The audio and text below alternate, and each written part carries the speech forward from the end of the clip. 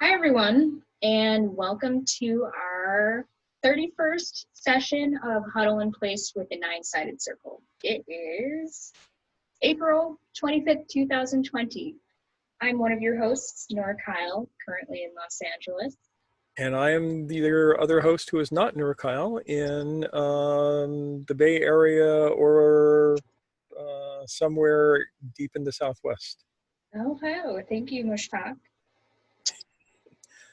I was just seeing if you could slip my name in there somehow. Yep. Interesting times we live in, Mushtaq. It is, in fact, interesting times to live in, interesting times to die in. Yes. Yeah, yes. The world is getting weirder by the day. It is, and it means that we have to think about things that often we don't typically have to face in day-to-day life. Not in this culture, not in this time as we've known it. Yep, because the fact of the matter is that we are living in a time where this thing that we cannot see and we cannot hear and we cannot feel and we cannot sense with any kind of senses that we might have can leap out and grab us and kill us. Yeah. And there is nothing we can do about it. And I think that's hard for a lot of us to grapple with. Yeah, most people tend to live in denial about that. This is why you get assholes standing out there on the top of the steps of the state houses with all of their guns and stuff going, we want our lives back, because they don't realize that what they're anteing up for this privilege is their lives. Right. And that's why we want to talk explicitly with you all about getting comfortable with the idea of our mortality today, getting comfortable with death, facing the reality that our lives do come to a close at some point. We are finite beings, and death is stalking every one of us right now. More so now than ever. This is not a bad thing, because no matter what you do, you're going to die. Nobody gets out of this life alive. And the denial of death is one of the things that keeps us in childhood. Agreed. Yeah. Yep. Yeah, I remember when I was a kid, I would walk to school, and it was, 3 or 4 miles to school. And there was one point where there was this deep gully, and there was an oil pipe that went across the gully. And every day, rain or shine, I would just walk across that oil pipe because it took too long to go any other way. Then one day when I was about maybe 30, I went back and I decided, just for the fun of it, to follow the route to school. And I got to that oil pipe and I could not walk across it, because I knew that if I slipped on that pipe, I would die. And I didn't know that when I was a kid. I had no concept of the idea of my personal mortality. Wow. So that was the shift for you there. That was a big shift for me. That was realizing, oh, yes, mortal body, damn it. Mm-hmm. Yeah. Wow. So it will behoove us to face our own mortality during this time, because we will be better people for it. Yeah. I mean, I noticed for me that, obviously I have a lot of ongoing work to do in that area. I do not feel that my grappling with my mortality is complete. But I did notice that that was one of my first impulses facing, a looming pandemic for whatever reason. And I think we're all going to respond to this experience in different ways, but I just noticed that happened to be one of mine. Yeah. Yeah. Let me see if I can get this quote correct. There was a woman who was dying of cancer, and somebody said to her, how does it feel to know that you're going to die? And she looked at the person who said it and said, how does it feel to be dying and not know that you're going to die? Yeah. Something along those lines. Yeah. And this is the thing that we have to bring into focus. If you know that your life is terminal, if you know that there is an end point, then you become very much more careful about what you choose to do and not do. You be very careful about who you associate with. The choices that you make start to matter a whole lot more. Yeah. And then you get to think about, oh, my choices don't just affect me, they're going to affect the people I care about. And this is always true, but Yeah. it's very vividly illustrated in our current experience right now. Yeah. So tomorrow you go out, you put on your MAGA hat, you get your AR-15, you strap it on your chest, you go out and you protest, right? Stand on the steps and yell about your civil rights. Then you go home and you infect your children with the coronavirus and they all die. Think Yeah. about that. I'm not saying it's going to happen. I hope that it doesn't.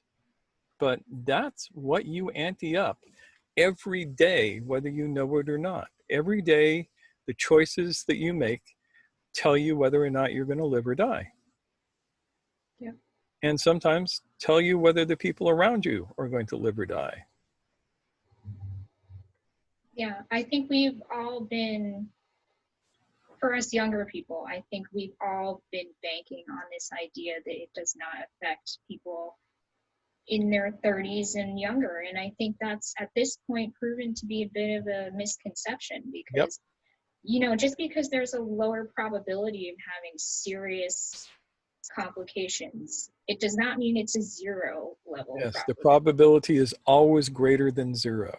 Yes. Always, for every age group. I And mean, we've, yeah, I'm in the highest risk group that there is, right? I'm a senior citizen. I have supposedly a couple of conditions that could make things worse. Um, I think that my chances are better than most people my age because I still have a good amount of vitality, but I have to be cognizant that getting this could kill me. right. And even for those of us, it doesn't kill. What we're seeing now is that there can be lasting repercussions of getting this disease. Yeah, like kidney disease, liver disease, and turning your lungs to oatmeal. Yes. So these are serious things to think about. So when we are sitting with this reality of being vulnerable, how do we get through that? How do we both live and eventually die consciously? How can we approach that?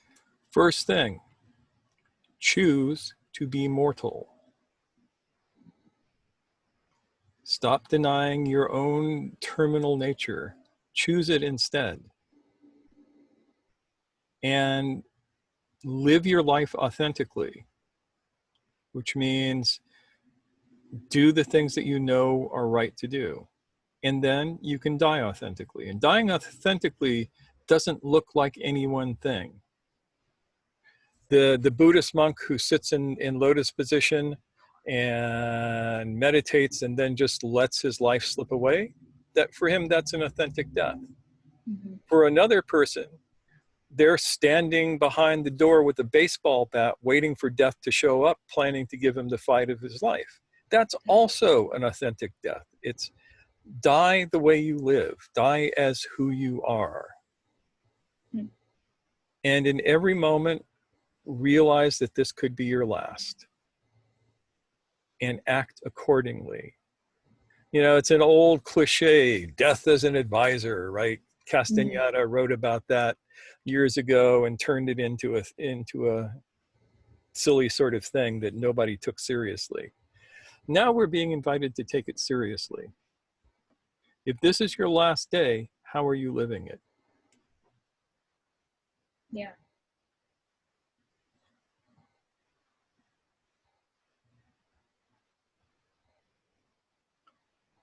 And so that's what we have for you today. Kind of grim, ain't it? Honestly, I don't think it's grim. I think this is the stuff of life.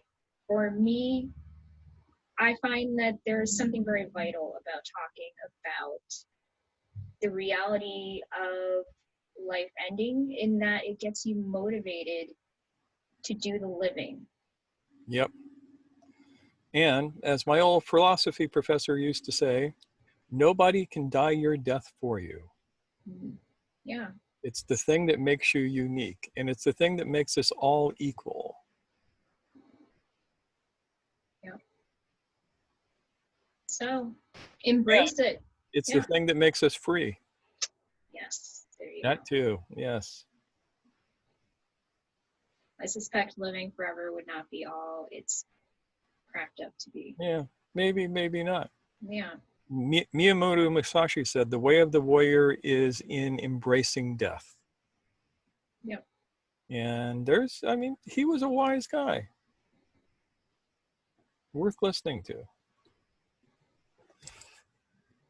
So, got any death jokes? Unfortunately, not ready offhand. Do you? Can't think of any. Oh, all right. Well, Damn it. maybe we can come back to that, because that could be ironically fun. So if anyone else out there has any good death jokes, bring them in. We're cool with that. We invite them. Yep. So that's what we got for today. Yeah. So, we can live a good life right now. We can embrace it to the fullest, even while living in quarantine, even while working on the front lines as essential workers. If we're living every moment with vitality, that's the best we can do, and we should embrace that. Yes, we should. Yeah. Unless you don't want to, and then you don't have to. Right. Yeah. Let's be descriptive, not prescriptive. Yeah. Yep. All right, Cool. so that's it. We'll see you. We won't be seeing you tomorrow. This video will be going up on Monday because on Sunday we have our Sunday talk. Yep. And so we'll see you then. See you soon, guys. Take Bye. care.